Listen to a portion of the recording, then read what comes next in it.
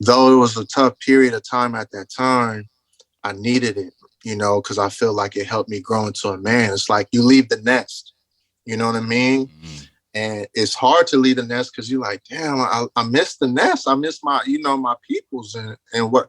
Not only that, but the bay. I know the bay like the back of my hand. I dive through all kind of cities, shortcuts and all kind. I'm familiar with the yeah. land. I'm familiar with all the people. I got people in every city. To come to Houston, it was like I don't know nothing. I don't know anything. So it was just a rough adjustment, and um, so yeah, man, a lot of those things are happening, but you know, God, again, music is not only something I love to do, is one of the ways I cope too. Is my way of coping and expressing myself and writing how I feel helps me. And that was kind of what that song was, just me just talking about how I'm feeling, like King David in the Psalms. Lord, I need you, like you know what I'm saying. So that's kind of Yeah. how that transpired.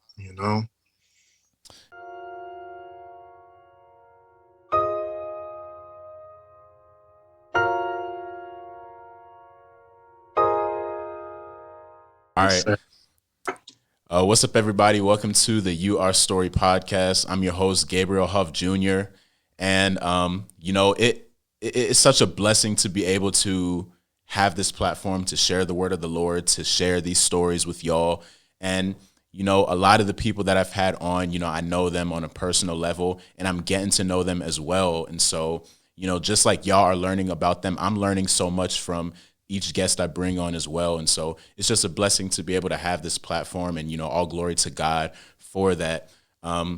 Something I want to let y'all know, though, there's a lot of y'all that are watching the videos. There's a lot of y'all that are watching on Instagram and all these other platforms and all the streaming platforms as well. But I don't see the follows matching, the follows and the subscriptions matching the listens. So what I'm gonna need y'all to do, if you're watching this on YouTube, make sure you subscribe to the channel. Make sure you turn on the post notification bell. That'll be greatly appreciated. Make sure you like the video. Make sure you leave a comment. I just want to hear what y'all think about each episode, what y'all think about, everything, even some ideas that y'all have for the podcast or each episode. I'd love to hear that. If you're listening on any of the streaming platforms like Apple Podcasts or iTunes or Spotify, make sure you follow, make sure you leave a review, make sure you leave a rating of 5 stars. And I just love to hear what y'all think about each episode, and that'll help put this podcast and this platform in the ears of more people, in the eyes of more people, and just to spread this reach. I feel that God is doing something special here, and I feel that He is going to allow this to grow so much and impact so many people, and that's what we're here to do. And that's what we're here to do at You Our Story. And the goal for You Our Story is just to share these stories, and by hearing somebody else's story, it can help you with yours, which affirms the fact that you're not just part of the story, but affirms the fact that you are the story. And that's all due to the glory of the Lord Jesus Christ. So, that's what we're here to do. But without further ado, I got a special guest for y'all today. This is a guy who, just for some context, I have a cousin who's named Ronell, and she married this guy almost 3 years ago. And I had the pleasure of meeting him actually not too long ago. But, I like to call him like my biggest hype man. Every time I post him on Instagram, he's hyping me up. And, it's just so encouraging seeing him comment on, pictures, seeing him just DM me and stuff like that. And, this is a guy who has a wonderful spirit for the Lord and, just a wonderful soul. And, he's truly a blessing to me, a blessing to the family and everything. I got my cousin, Elias Shipley. How you doing, man? Man, what's popping, man? It's good to be here. Glad to be here with you, man. It's an honor to be on the podcast. As I told you, man, I was happy when you reached out, and more than glad to do it, man. So happy to be here, bro. Yeah, I appreciate you too, man. You were actually, you were one of the first people I reached out to before even launching the podcast. And, it's been a process, but, we're finally here, finally doing this. And, I appreciate you too for being on here. I feel like this episode is going to bless somebody, when they hear it. And so, like I said, that's what we're here to do, man. So I appreciate you for being on here too, man. Man, facts, man, facts. We in it to win. So we were having for those who are listening, we had a conversation before recording, and if y'all listen to each episode, y'all know that something I like to do is I like to remember when and how I met people. And me and Elias were talking before we recorded, and we were talking about how we first met. We met in November of 2021. My uncle, he was having and my uncle, Renell's father, he was having a Thanksgiving, get together at his house. Very Yeah, we're having he was having a Thanksgiving get together at his house, and we gathered there. I think it was just me, my dad, and my sister. I don't think the rest of the family came, but yeah, yeah, we went there, and that's when I met Elias, and from the jump, we had a conversation. We talked about everything really. We talked about sports. I think we talked about the Warriors a little bit. You say you're a Warriors fan, right? I'm saying, you already know I'm from the Bay Area. Yeah, we talked about sports. We talked about work and stuff like that, what we do and stuff like that, and everything. And just from day one, I could tell there was like a genuine connection there. We were already like this, already on one accord from the jump, and that I appreciated that, and ever since then. We've gotten a lot, even though that's the only time we saw each other in Yeah, person. yeah, I still feel like, we've gotten a lot closer since then, learning more about each other. And like I said, this is like one of my biggest hype men. I hype him up too on Instagram and stuff like that. We just, and it's just dope doing that, man. But, the reason I like to do that is because I like to see how far the, relationship and the family has grown since then. And like I said, we've grown a lot since then. We've gotten a lot closer, and that's what's up, man. But I met you at that point, but there's still so much about you that I don't know. And or- so I know I'm just kind of like one of the guests or the listeners. I'm kind of in their position as well. We want to get to know Elias Shipley. So my first question to you, man, is who is Elias Shipley? man. Well, like I said, man, it's an honor to want to be known. I feel like as people, we all want to be known, man. We all want to be known in some form of fashion, and particularly by people who we love and who we treasure, man. So again, glad to be here, man. Amen. Elias M. Shipley, man. I'm a young man out of California, Northern California, Richmond, California to be exact, rich city. I got a lot of Richmond pride, what I'm saying? Sir. Pride. And so I'm from the Bay Area. For those who don't know, that's kind of like Oakland, San Francisco, Berkeley are more of the popular cities out in that region that people are familiar with. But yeah, man, I'm a young black man from there. I'm a child of God, a man of faith. I believe in Christ alone. You know what I'm saying? And big part of who I am. I'm a married man. I love my wife, as you mentioned, your cousin, my baby boo, Rynell.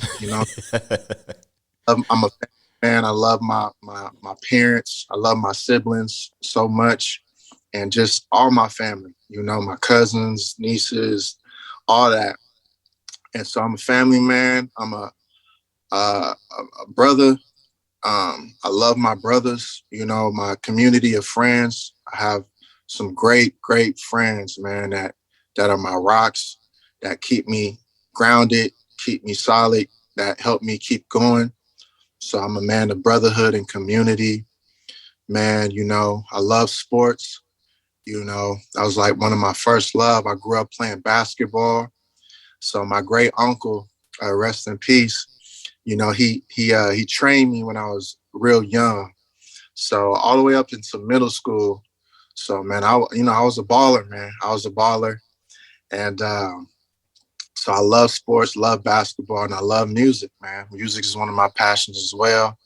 One of my earliest memories that I could even remembering, is just I remember. I remember being in the living room. Me and my mom.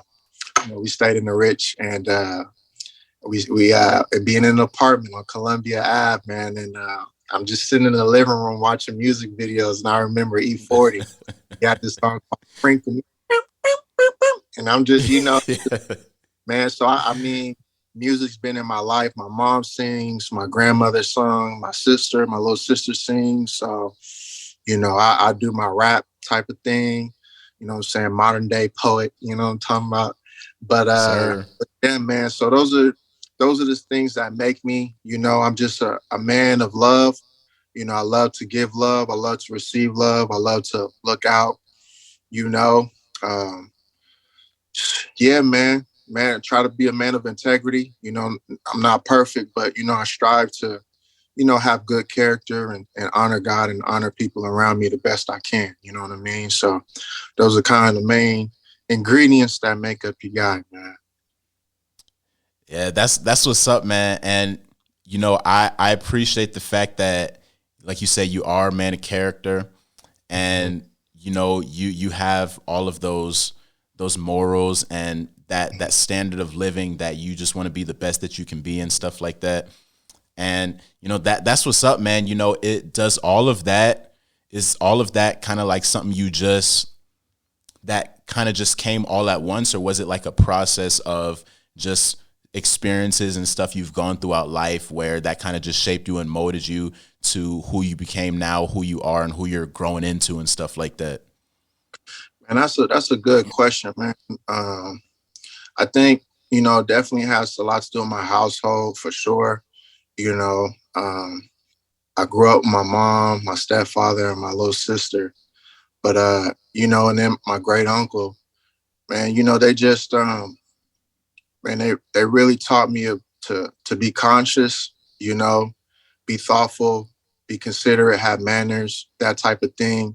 So I think from the jump, they try to help build character, hardworking, sacrifice, that type of stuff.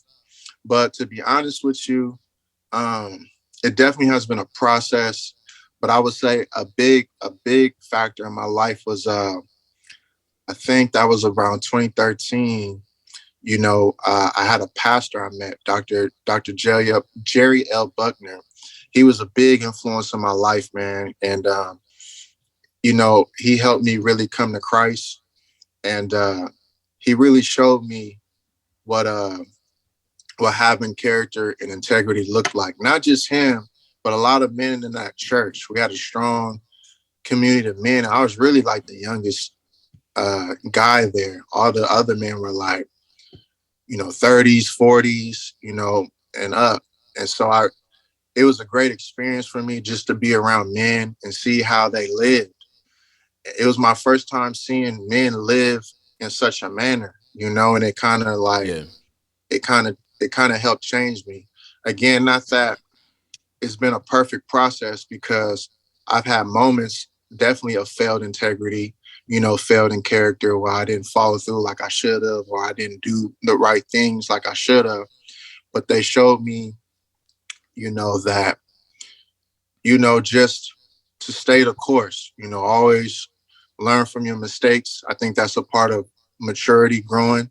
If you make mistakes, try to learn from them, try to grow from them, try to pinpoint habits and see what you can do to, on my first time learning about healing and, addictions and all kind of stuff, like it was really, that time in my life was really pivotal, in my development and character, as a man and learning how to be a man. You know what I'm saying? Yeah. Yeah, and that's important, man. I know so many people who didn't really grow up with that type of accountability in their life.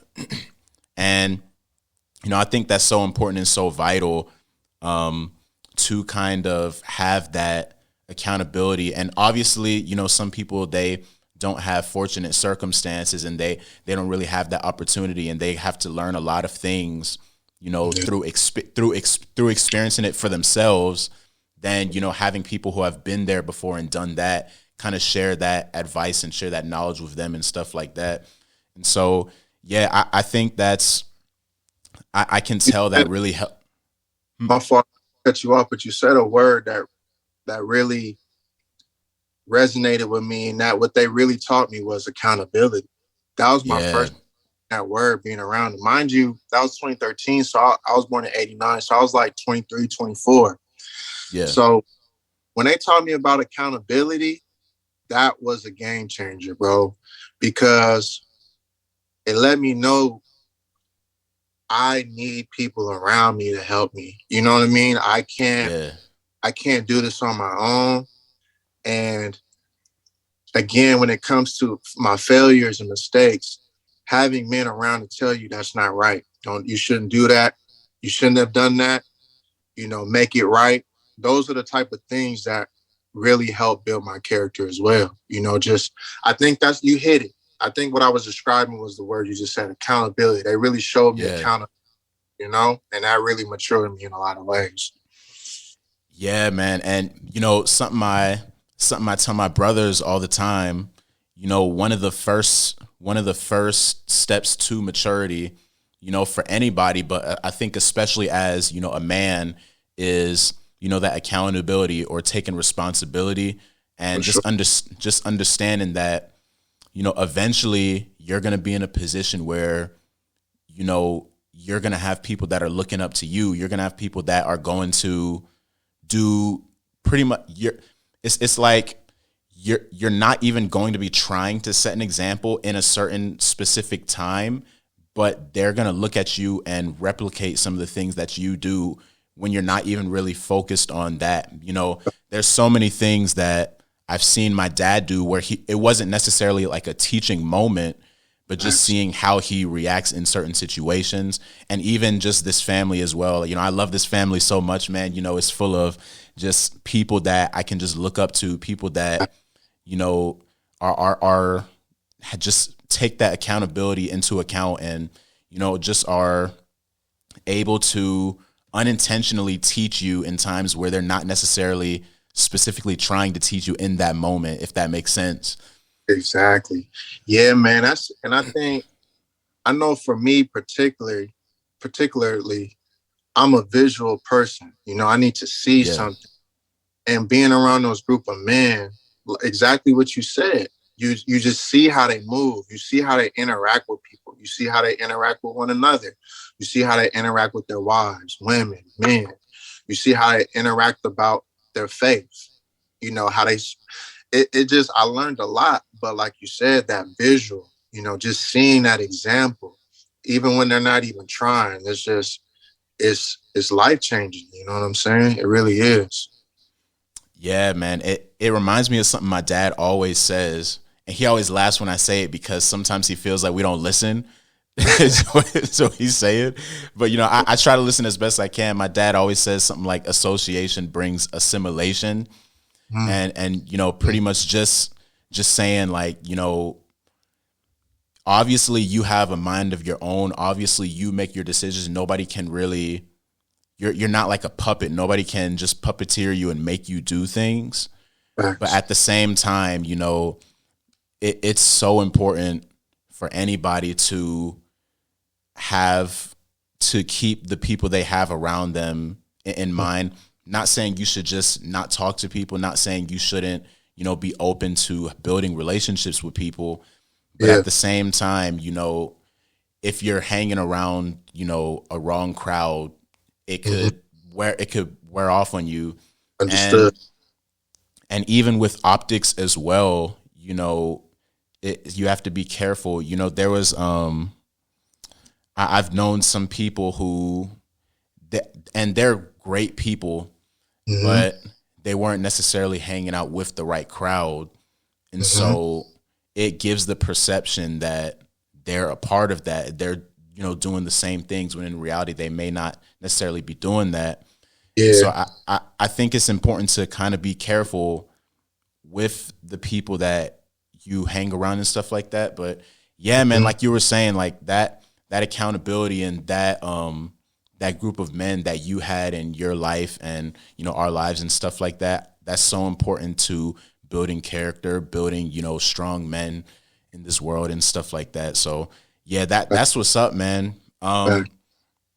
Something you mentioned a little bit earlier, when I asked you who is Elias Shipley, you were saying that, you're a man of God and stuff like that. And so that accountability that you were talking about, that those men that you grew up around and stuff, obviously they were giving you advice.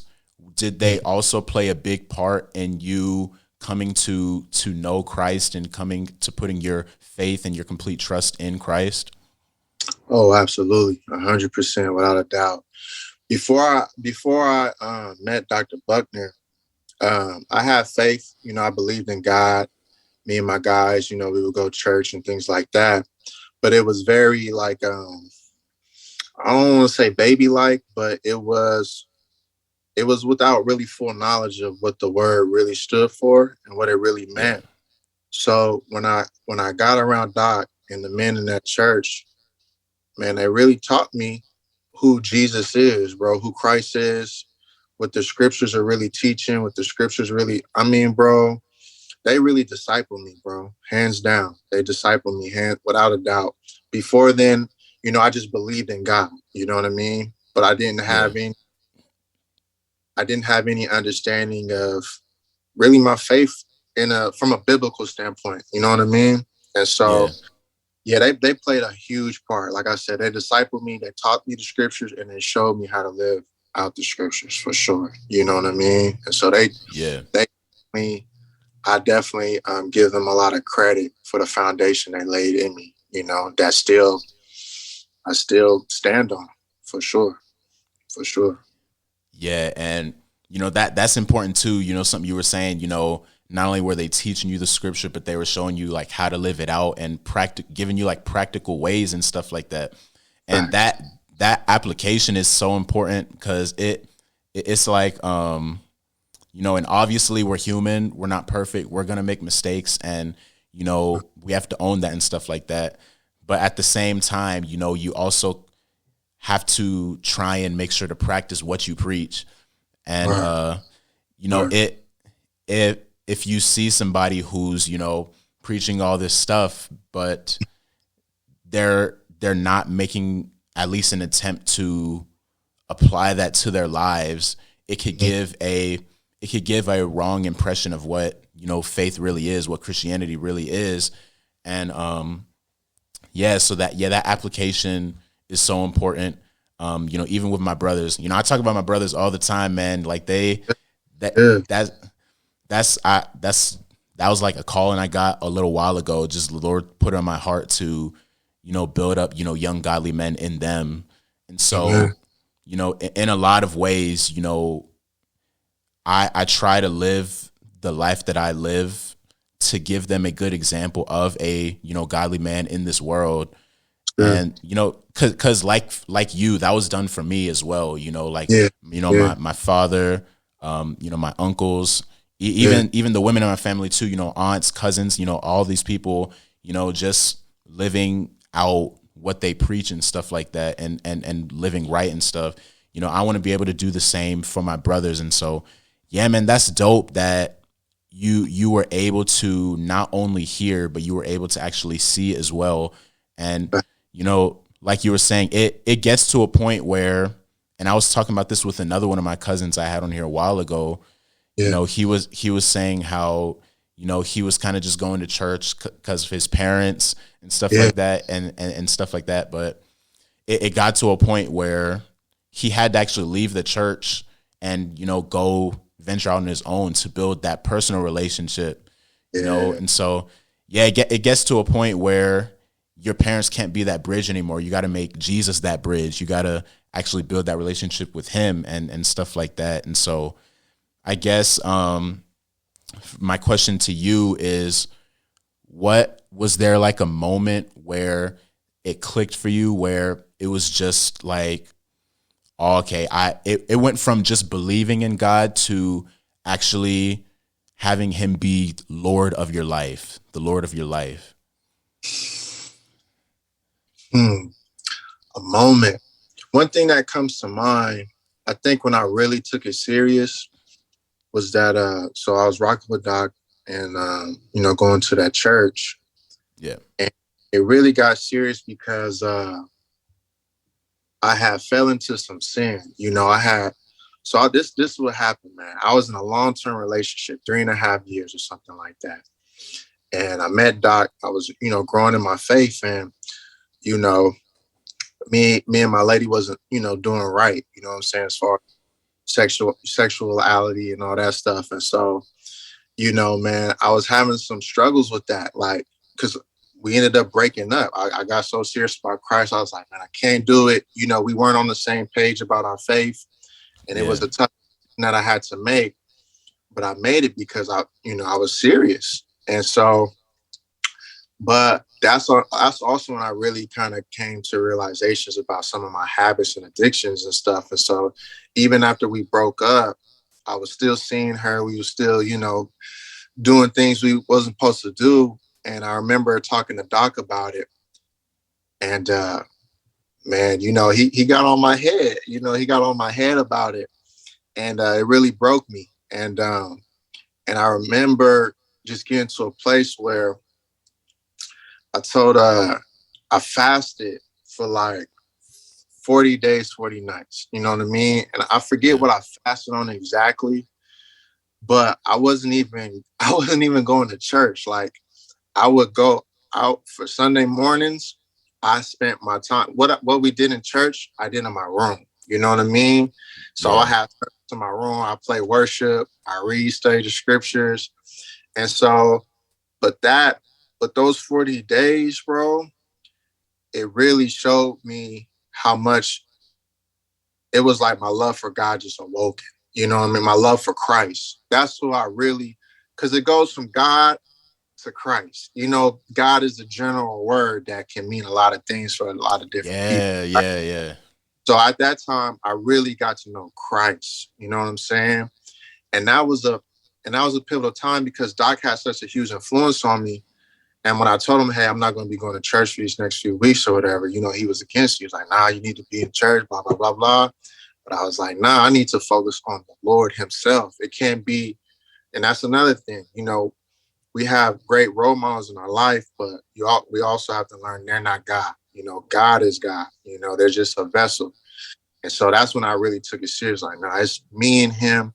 I got to tap in. And so that's a moment in time that comes to my mind when you talk about, like, was there a moment where I really tapped into my faith and took it serious? That was kind of like very early on and really coming to Christ. But that was a moment where I was not playing no games because I was broken over my sin too. You know what I mean? I was just, I knew I wasn't doing right. You know what I mean? And it led to, a repentant heart, and not to say in this journey, I haven't had slip ups like that throughout my process, but that moment in time just let me know, like, man, I'm really serious about this. It's not a game to me. Mm-hmm.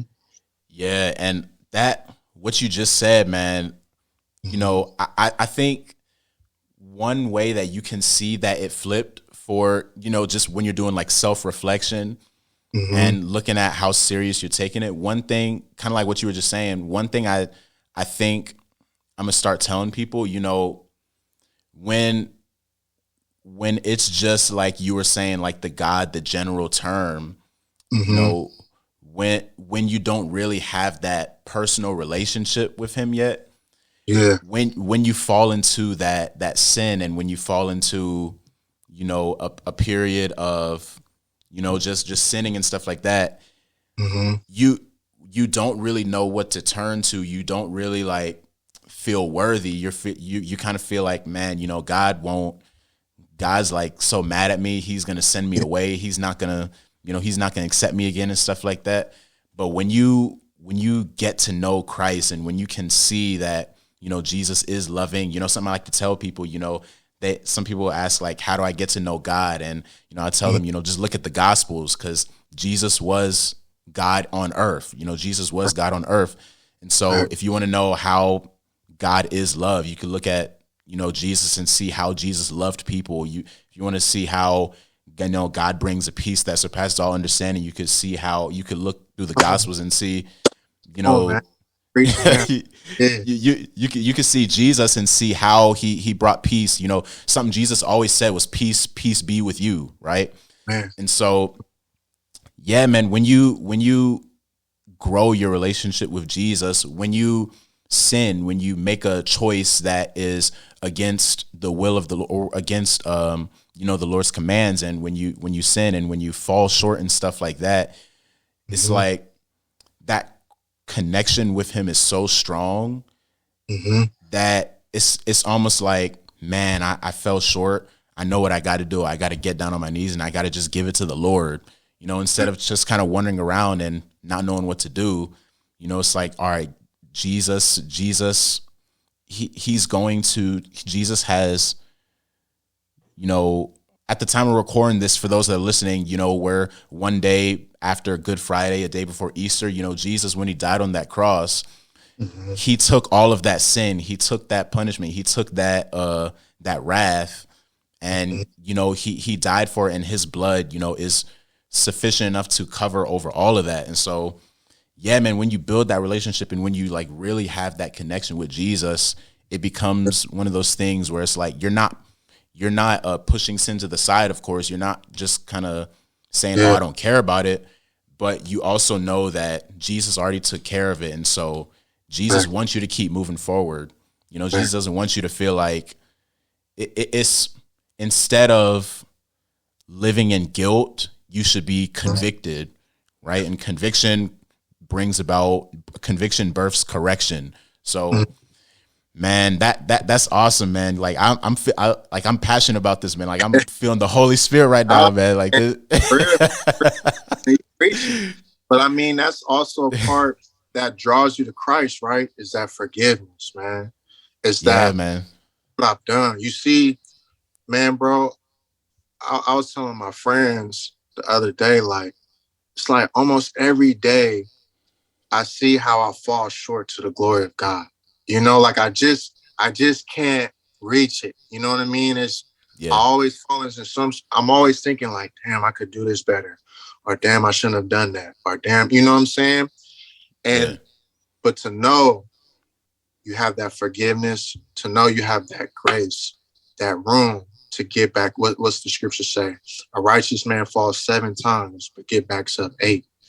You know, God provides that love to grow, and that safety and security is found in his forgiveness and grace. And so having that in your life, man, it's also a blessing because it shows you and teaches you how to have relationships with your brothers and sisters, your neighbor. You know what I mean? yeah, man. Yeah, Like people are gonna fail you too.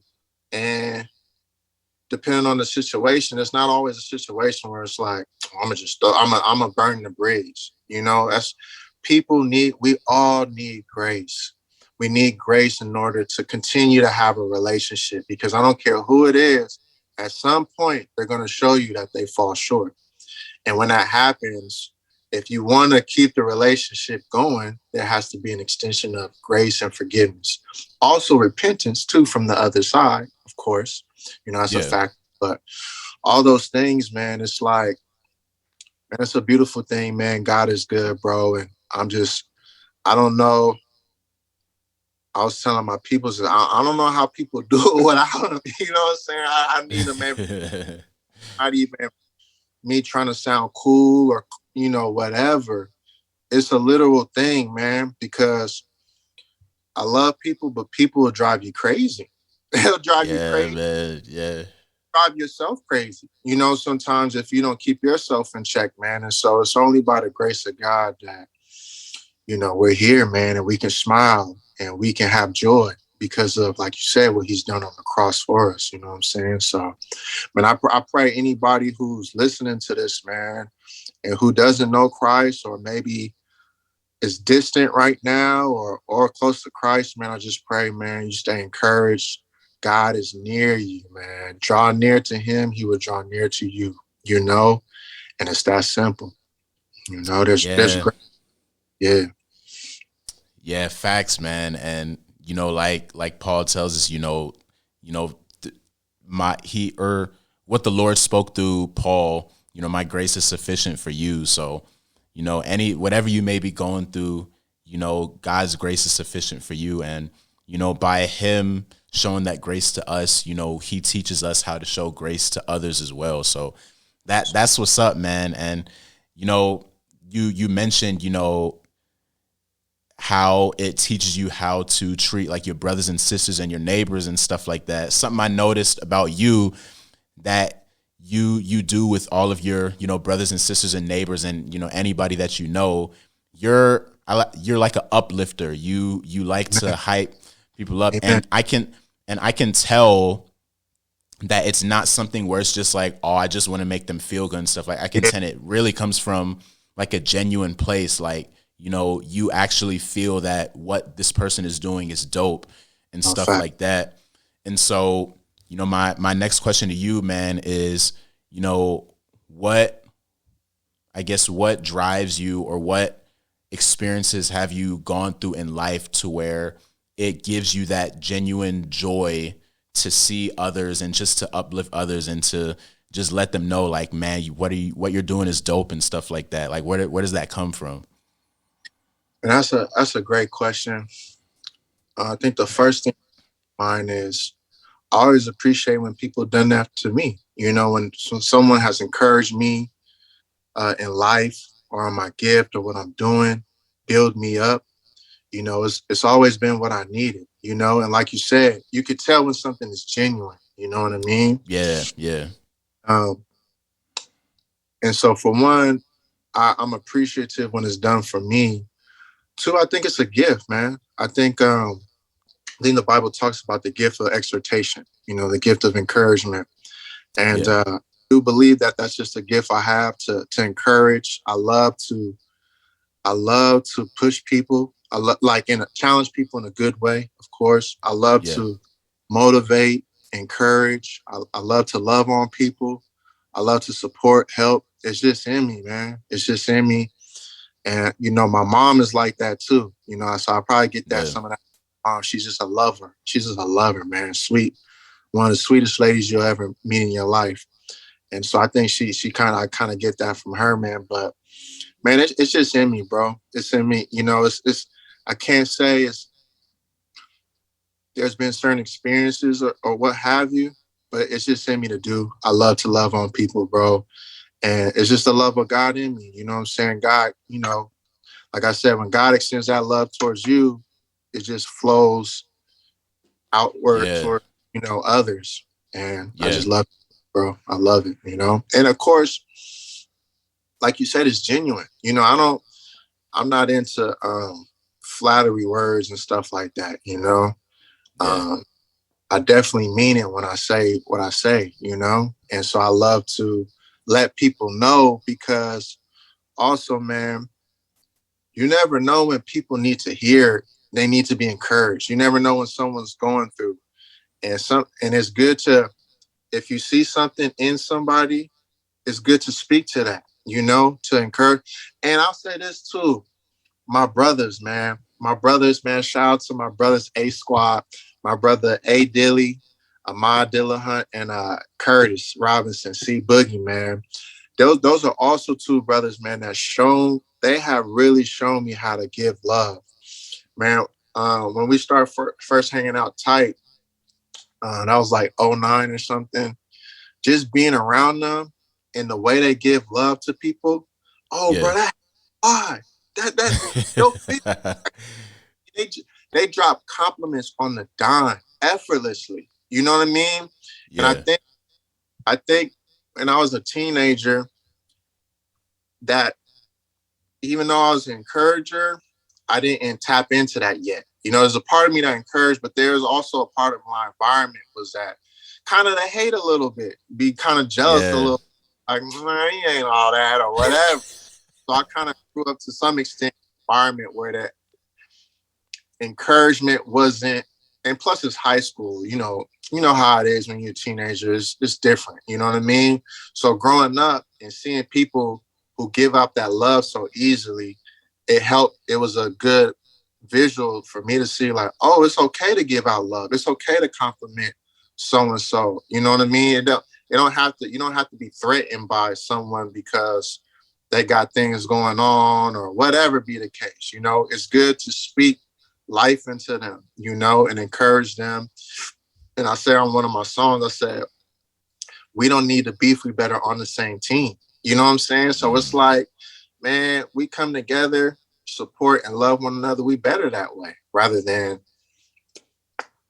you know what I'm saying? So those are some of the things that kind of have shaped me toward just being a lover and encourager, man. Yeah.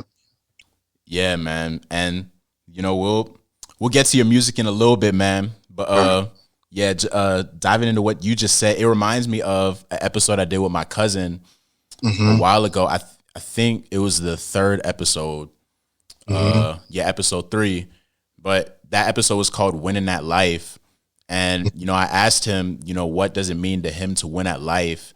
And the first thing he said was, you know, helping others. He was Mm-hmm. like, helping others is the key to winning at life. Mm-hmm. And, his meaning behind that is, you know, it gives him like a sense of it. Essentially, pretty much, it to summarize, it makes him feel good to help others. So he's kind of the same way. He's always, hyping people up. He's I don't even feel comfortable saying hyping people up. He's just genuinely showing love. Yeah, yeah. um if someone were to start like a new business, he's always like the first one to repost it and say, make sure y'all tap in with this and stuff like that. And Facts. he was saying one of those things where it's like, winning at life can't just be about you.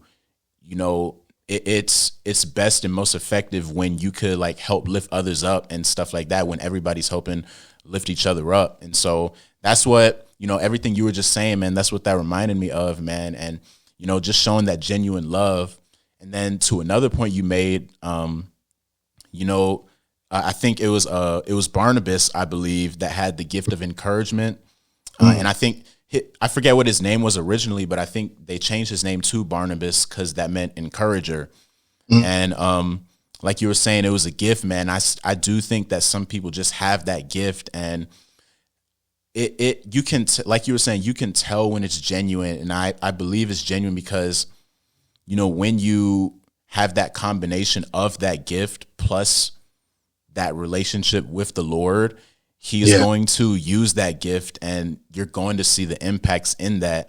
And so, man, like even some of the things you send me, man, that just like some of them make my day, man. It's just like, man, he actually, took time out his, he could be doing anything right now, Facts. but he took time out his day to pretty much let me know that like he cares. You know what I mean? And Facts. so, Facts. yeah, man, I'm sure there's been people in your life that have said they appreciate you for that. But yeah, I just want to say, like, man to man, man, I appreciate that, man. I appreciate, all of that. And I do believe that, by doing that, you're making other people's lives better and stuff like that. So that's what's up. There's this word I like to say. Do you know the rapper D1? You D1. heard of Yeah. D1? Great. You know, yeah.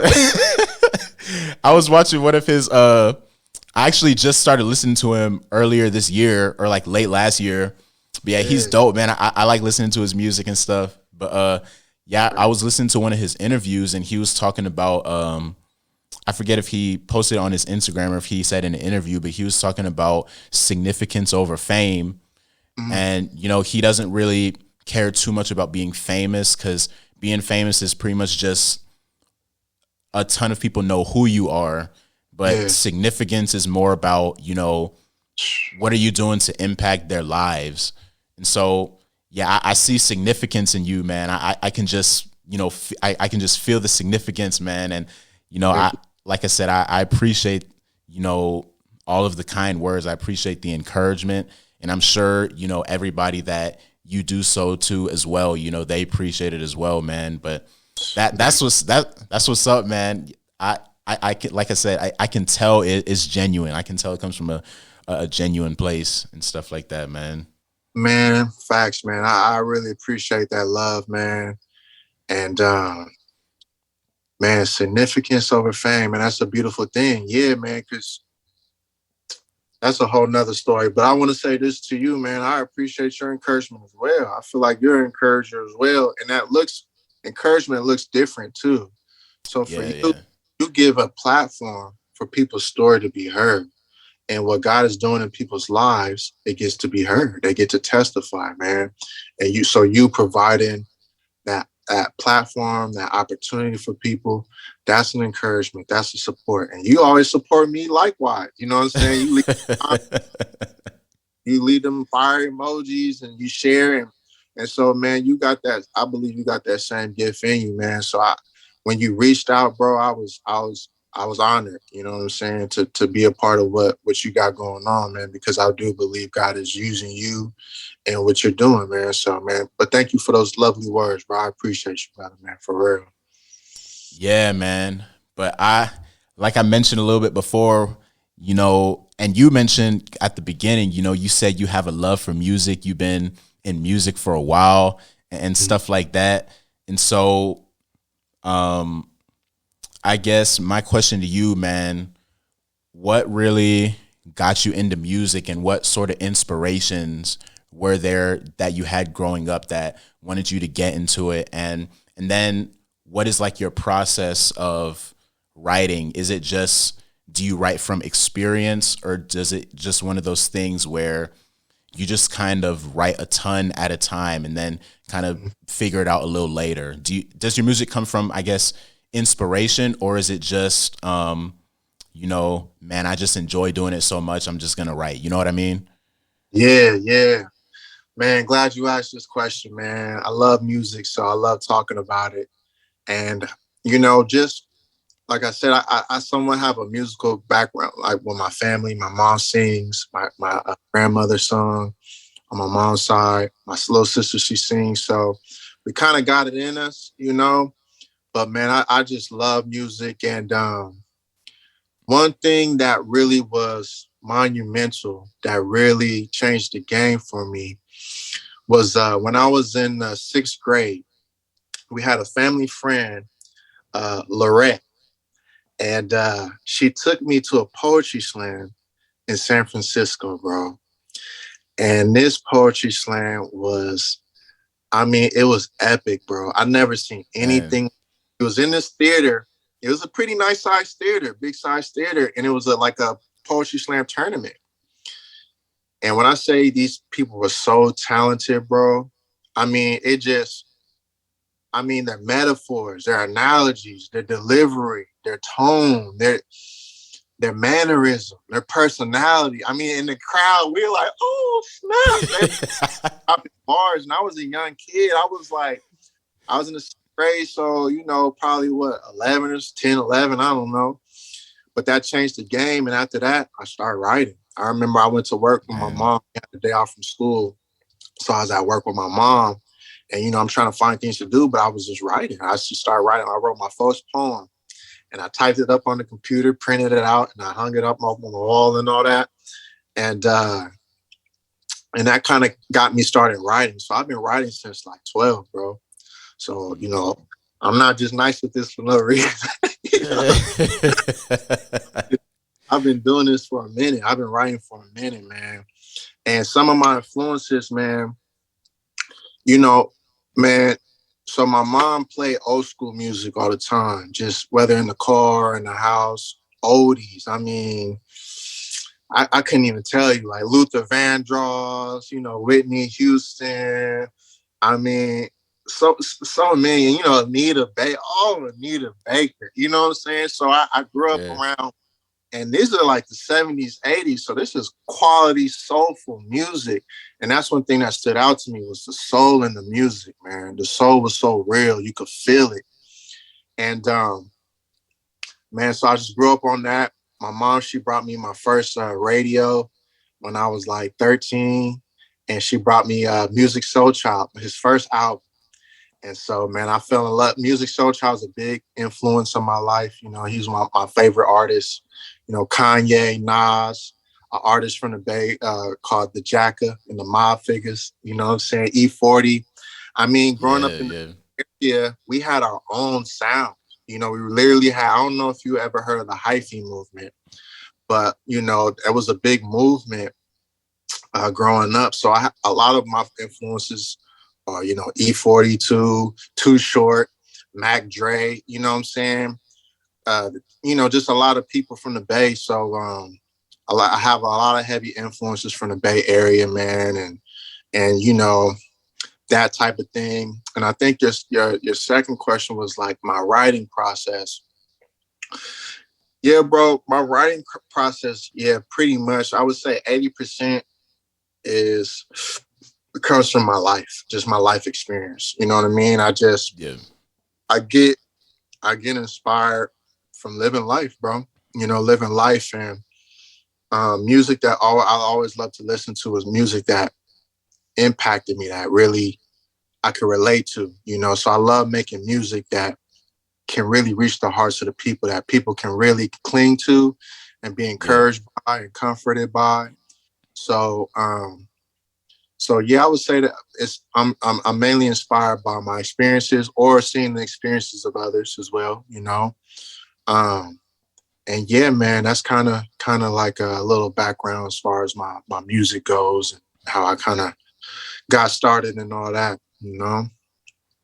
Yeah, that's what's up, man. I always think it's dope when you you have like like your where you're from has like a sound and you could hear that sound through the music.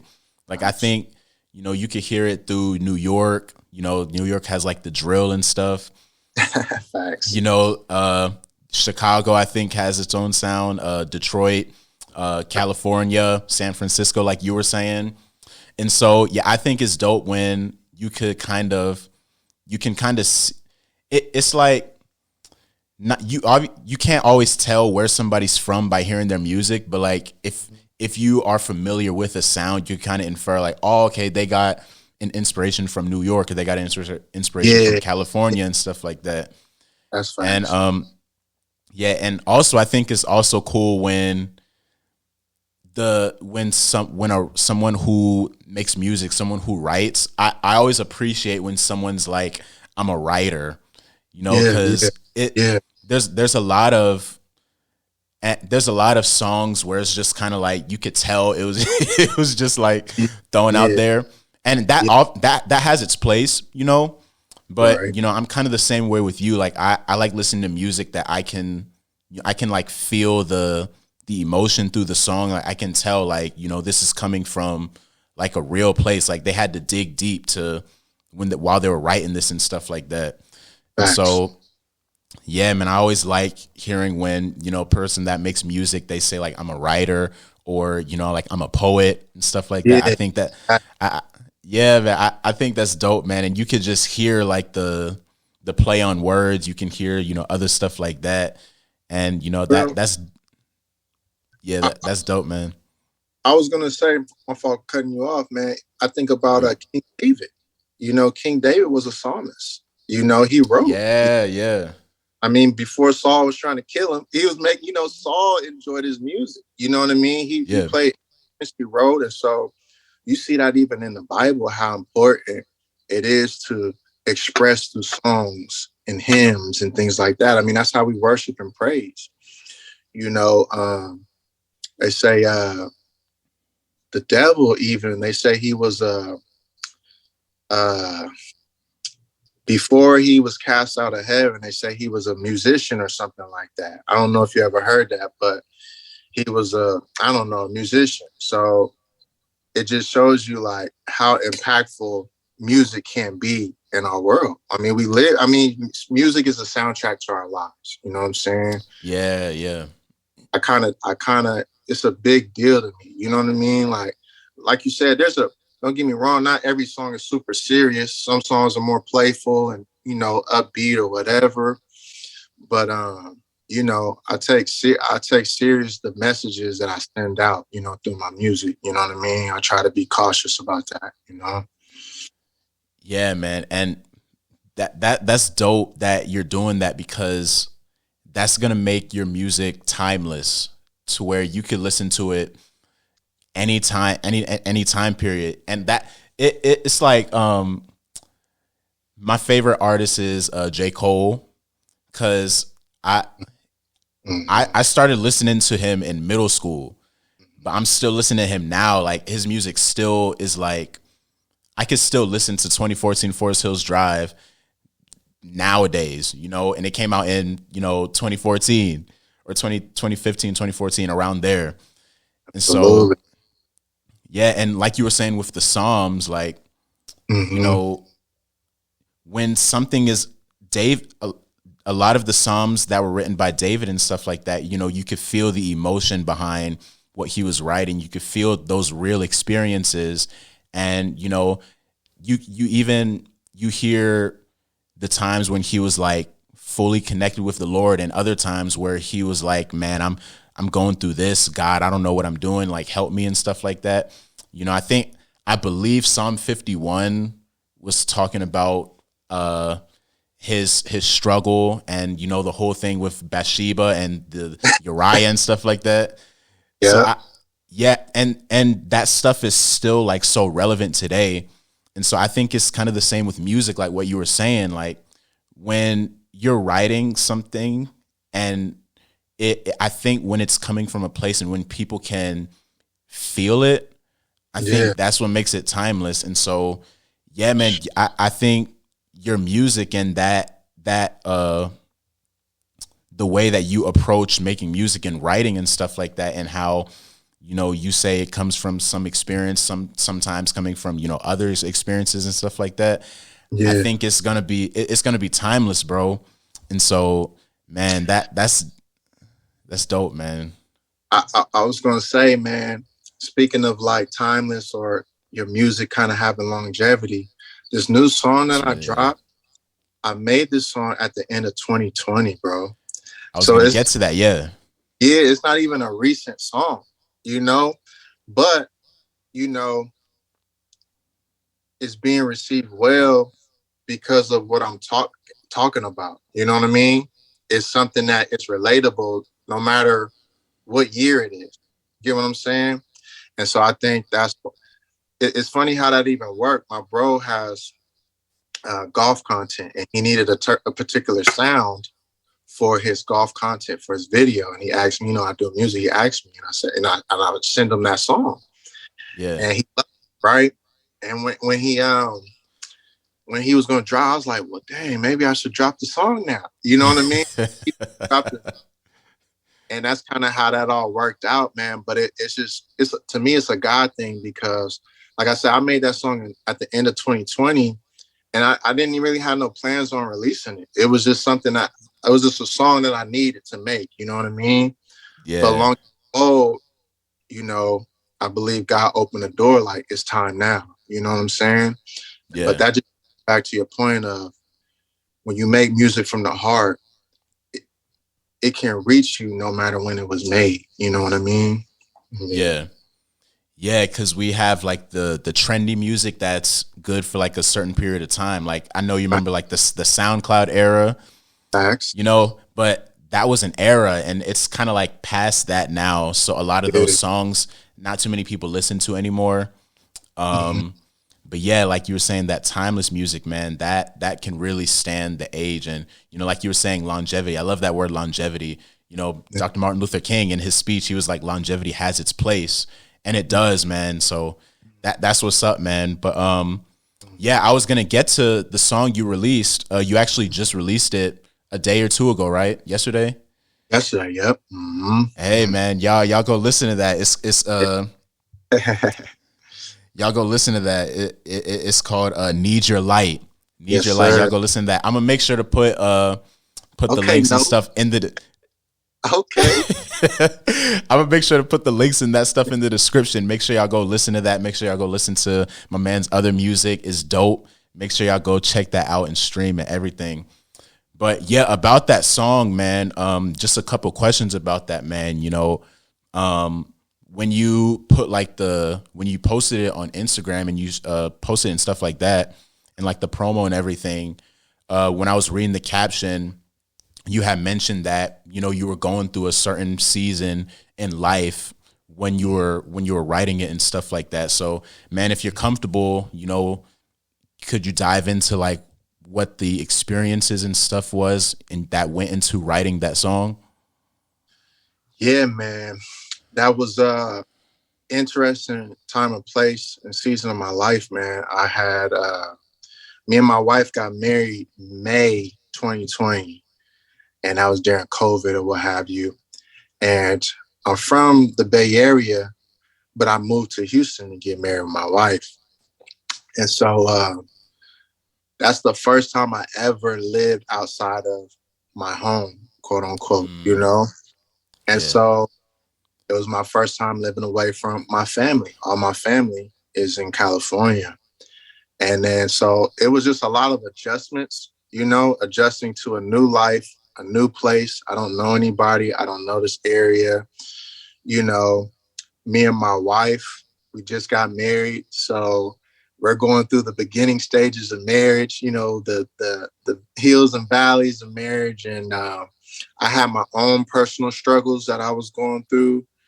And man, it had me in a sunken place, a real dark place to some extent, a place of depression, which, you know, when I think about over my life, like, yeah, I probably have had moments of depression in the sense of like being sad about something, but not like a whole season, I would say, not like for a long-term period. So that was really yeah, different. And so that song was just kind of birthed out of just all those emotions that I was feeling. You just kind of all kind of thoughts go through your head like, man, did I make the right move? Or, you know, what will the future hold? You just do a lot of questioning and you have that faith. It's kind of like, man, I think I got to keep going, but I don't know. You just everywhere, man. And so, man, that song kind of came from that place of just, man, missing my family, man. I'm very close with my mother. I'm very close with my stepfather, my sister, and even my family and my friends, my best friends. Like it was a lot of like detachment type of uh like just I don't know the right wording for it, but just going through those pains of being detached from things that are so familiar with you. And though it was a tough period of time at that time, I needed it, because I feel like it helped me grow into a man. It's like you leave the nest, you know what I mean? mm, And it's hard to leave the nest because you're like, damn, I miss the nest. I miss my peoples and what. Not only that, but the Bay. I know the Bay like the back of my hand. I dive through all kind of cities, shortcuts, and all kind. I'm familiar with the yeah, land. I'm familiar with all the people. I got people in every city.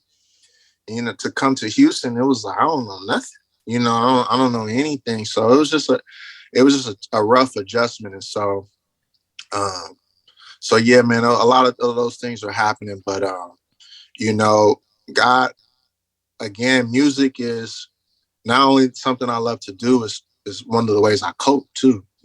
Is my way of coping and expressing myself, and writing how I feel helps me. And that was kind of what that song was, just me just talking about how I'm feeling, like King David in the Psalms. Lord, I need you, like what I'm saying. So that's kind of yeah, how that transpired.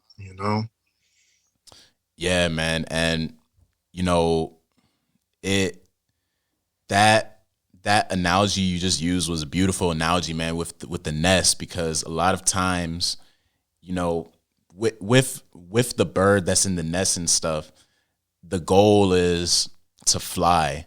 You know what I Yeah, mean? yeah. And Come on, and son. so Come yeah, on. man, and so that the mother bird, representing like the family, representing comfortability. The little bird is the baby bird is comfortable with the mother and being there, but it gets to a point where you gotta go and fly, and that may Yeah, be in different forms. It may not always be in the form of you know moving to a whole different state. It could be in the form of going to a new job, or stepping out on a limb and starting to start a business, or anything like that. It could be in the form of anything. But yeah, man, I think that's powerful, that analogy, because you when you were writing, like you say, you were in that period of comfortable, like you were comfortable, you knew the bay like the back of your hand. and you wrote, and then you come to Houston and you write that song. And but now, like, and I commented on that picture. I was like, this is the one. But when I said Yeah. this is when I said this is the one, not only was I saying that because it sounded good, Mhm. but I can tell that somebody's gonna hear that song and they're gonna be like, man, if he can do it, I can do it too. Amen. And now having the context for that, man, and hearing some of the that period of time where you were struggling a little bit, Yeah. when people hear that song now and they understand, and like it's like this, like having that context now. You were writing that song, in a period of time where you were in a tough season. But Yeah. now that I think I'm all over the place right now. I'm trying to pull it all together. Good. You So good. Good. so the first episode, and this is why I love this podcast, man, because every episode can relate to each other. Facts. The You Our Story, man, it all comes together. And the cool thing Facts. about that is the initials for You Our Story is us. So everybody's stories can relate to each other. But the first episode was called No Better Time Than Now. I did that one with my pastor, and Mm. we were he I was just, that's pretty much what, when I brought this idea up to him to do this podcast, I was kind of wanting to delay it a little bit. But that whole conversation, you could summarize it by him telling me, like, there's no better time than now to start it. And Yeah. so, you know, Facts. I think God is very intentional in his timing. And so it wasn't you weren't necessarily ready to release that song at the time you recorded it. And you, like you said, you didn't really even have an intention of releasing it. It was just kind of putting your feelings, your emotions, and some of that season on paper and just kind of letting it out. Yeah. But Facts. God was like, man, people need to hear this. You know what I No. mean? Facts. Facts. And so there was no better time than now to release that, man, because back to that analogy, now that people hear that song and you kind of dove into, you were going through a certain period in time, they're seeing you flying now. So they're listening to that song and they're hearing what you were going through, but they're seeing who it is now. They're seeing somebody that's flying. So it's Amen. like, you can Amen. see the progression. You can see that he's not in that place anymore. He's thriving. You know what I mean? Amen. And so Amen. that's what's up, man. Like I really do like that whole song and just the progression and everything. That's so dope, man. Like that's really dope, man. Man, bro. No, I appreciate that, man. And definitely, man, I think about I know I talk about David a lot, but I feel like that's kind of how King David was. He had his home, right? He was a shepherd, he was with his dad. He learned he learned principles and certain character traits in his home. But then he got to a period where he started venturing out, and he got to a dark place where he had to hide in a cave, you know? And those are a lot of those Psalms are in that time of depression and uncertainty. Hey, if I'm told I'm supposed to be the king one day, why is the king trying to kill me? Like, why am I on the run Yeah. from my, not make it make sense? Why am Yeah. I in this cave? Why am I in a dark place? What happened to the home I was raised? I've come a long way, man. That's one of my favorite lines in the song. It's like, a long way from home I've traveled. It's kind Yeah, of, man. you know, your childhood is so far away. It's such a distant place now. It's like, damn, I'm a man now. And it's it's so sensitive and tender. But in those dark places is where you really, it's like, bro, it's like coming to Christ over and over, bro. It's like, coming to Christ is not a one-time thing when you first come to Christ and that's it. I feel like in my life, there's been plenty of times where I had to circle back around and come to Christ all over again.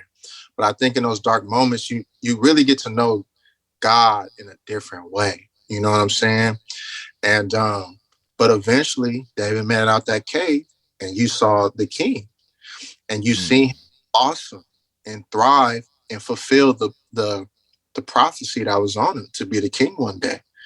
And I feel like that in my life right now. It's like, man, I've been in that cave, I've been in them dark days, but now God, has opened the door for me to take everything I learned and, serve, you know, and use those gifts that he's blessed me with, those experiences to help change and impact the world from a leadership position, from just a friendship position, a husband position, whatever position, So, man, it's man, I'm glad you delve into it like that, man. And that's my prayer, bro. That's why I released it too. It's just, I pray that the music can comfort and encourage those who hear it and know, like, if you're feeling these feelings, you're not the only one, And like you said, God is faithful to see you through. And know that the suffering comes with the glory. You Mm. can't just get the glory. Amen. You can't Yeah, just man. the resurrection. That's what we learned about. It's Good Friday and then Resurrection Sunday. Jesus had to die.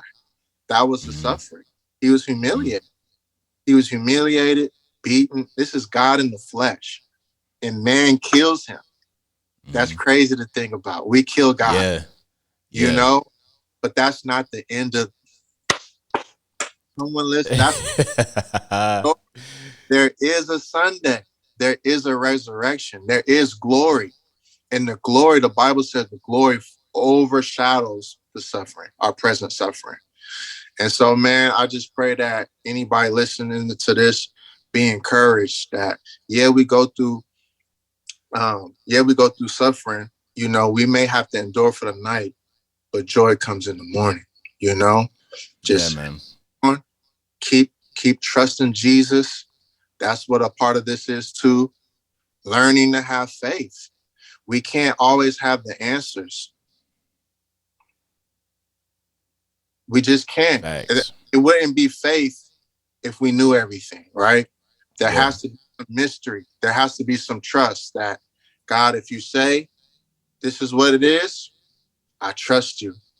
And because I know that you love me, I know what you're telling me to do comes from a place of love and a blessing rather than you're just trying to kill my vibe. You know what I'm saying? Yeah, yeah.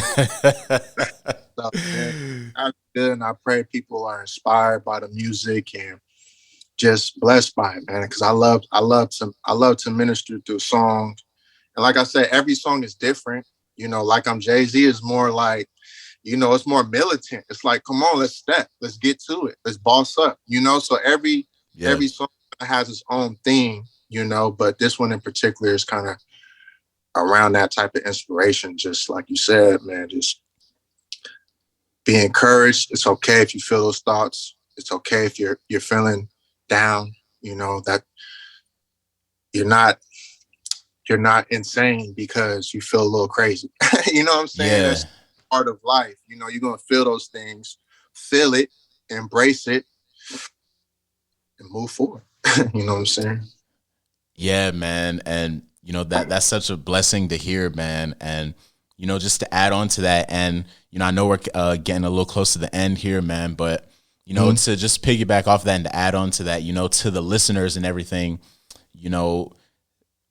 a message I have for y'all, something I got to say to y'all, man. Don't miss Jesus. Because kind of like what you were saying, and I think that's why it's so dope that people see you as the Elias you are now, but now through that song, people can kind of get a glimpse into some of the things that you were going through, and it's things like that it wasn't just a smooth road. There were some struggles along the way. There were some bumps and roads along the valley, and the reason I say don't miss Jesus is because me and my brothers, we were actually reading through Isaiah yesterday, and we were reading the verse. I don't know it verbatim, but it was saying that he was pierced for our transgressions. And I don't remember the whole verse. I hate that I can't remember scripture, all off the dome and stuff like that as best as I can. But it was that verse. It's Isaiah 53 verse 5. If y'all want to look it up and stuff. But yeah, like the reason I was saying don't miss Jesus is because, you know, a lot of people think Christianity is just this smooth road that's just going to be with a bunch of highs and you're always just going to be going up and stuff like that. There are going to be times where you may be going through a season of, you know, just you feel disconnected sometimes. You may feel that Facts. life just isn't going your way. And, Facts. you know, a lot of people in the biblical times, they miss Jesus because they weren't expecting a manger. They were expecting a palace. You know what I mean? I I I can't take credit for that. I heard somebody say that, but yeah, they Understood. Understood. But that's the word. That's the word.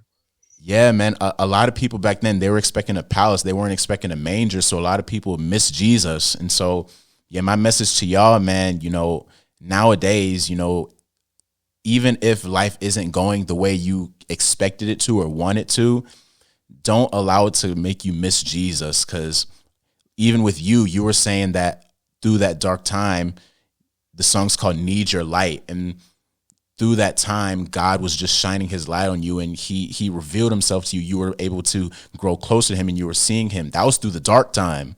You know what I Facts. mean? Facts. And so when the good times come, like when stuff starts coming back and, you know, going your way and stuff like that, it's not a pride thing like, oh, I got myself out of this. You can Facts. always recall, yeah, man, you can always be like, man, Jesus, he brought me out of this. Jesus was there the whole time. And, you know, he guided me through that valley. And so, yeah, my message to y'all, man, don't miss Jesus. You know, he may be allowing you to go through that dark time because he just wants you to see him, you know, because think about it like, and I don't mean to keep going, man, but think about it like a, Go on. Go on. I mean, think about it like when you walk in a room, right? And the light is on, you're not going to be able to really see other lights that come on because the room is already bright. Sometimes you need that darkness to be able to even see that light. You know what I mean? And so don't miss Jesus, because sometimes when it's dark, you may just want to close your eyes and just, you know, just stay there and stuff like that. But look for the light, seek the light. You know, the Bible tells us, seek first the kingdom and his righteousness.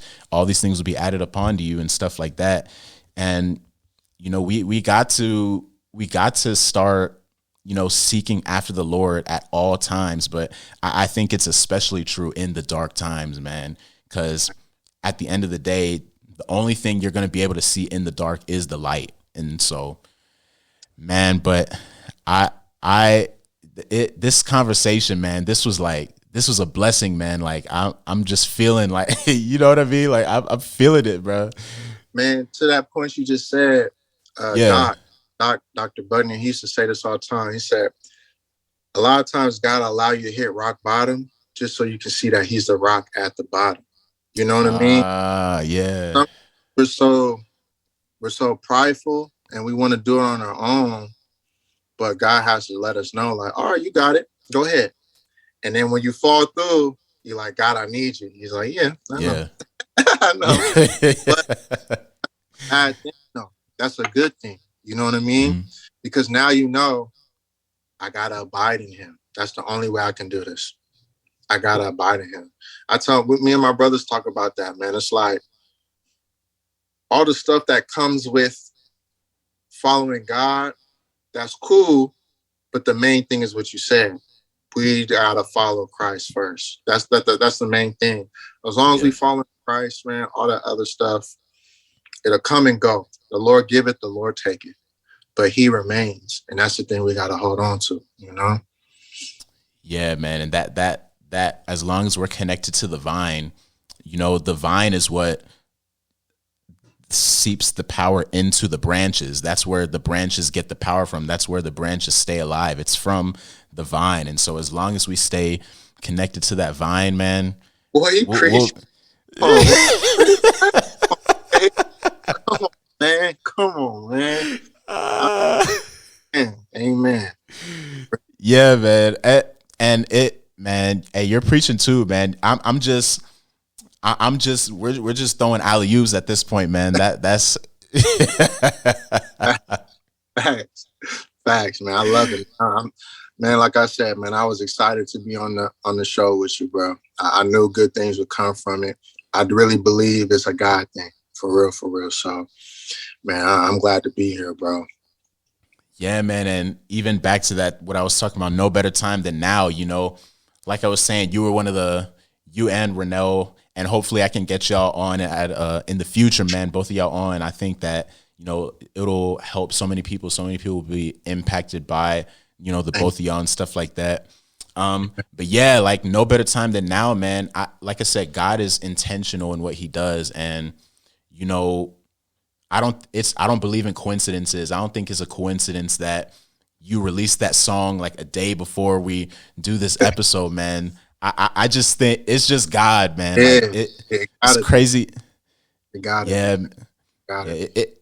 it's crazy how he works, man. But yeah, I really do appreciate you being on here, man. I learned so much. I was not only did I not like I said at the beginning, not only do I feel like so many people will be impacted by this conversation, but I was just genuinely wanting to get to know you better as well, man. And and hopefully we could link up. For sure. For sure. Link up soon, man. But like I said, even if we've only seen each other once in person, like I said, I feel like, we've still gotten a lot closer since then. And this whole conversation, just getting to know you more and stuff like that, man, it's really a blessing. And, I know we're gonna be out here doing some stuff, man. So we're gonna yeah, for sure, bro. For sure, for sure. And that's one of the beautiful, like, I feel like social media is like a gift and a curse. It just really depends on how you can manage it. And I think one of the gifts in it, though, is staying connected with your people, even from a long distance. You know what I'm saying? You get to follow up on what your peoples are doing, man, and to stay connected. Like you said, stay encouraging one another. And you already know we're going to stay tapped in for sure, for sure. Yeah, sure, for sure. Man. Yeah. Sure. But again, man, I appreciate you being on here. Something I like to say to every one of my guests. I thank you for gracing this platform with your presence. And just, diving deep into your experiences, your story and everything. So I appreciate you for being on here, man.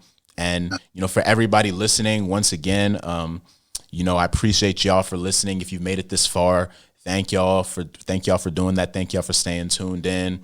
And, if you've been impacted by this episode in any way, I just encourage you to like the video, leave a comment, or if you're watching on, iTunes, Apple Podcasts, or Spotify, leave a review, leave a rating.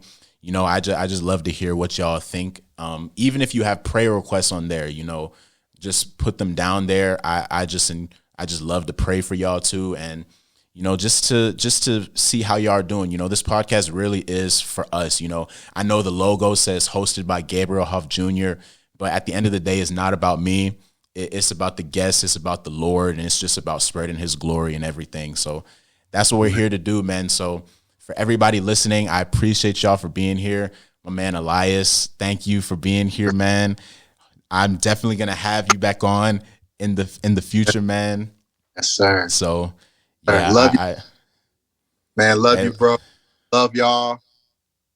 Glad to be here, man. I can't wait till we get this done, edited. I'm probably running it back and back, man. So many gems from this conversation, man. And like I said, you've been preaching, man. So I got to run some of it back.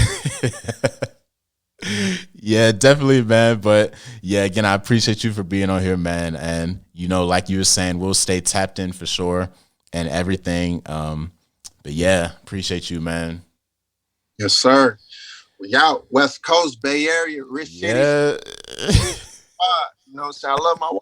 All right. I'll see y'all later.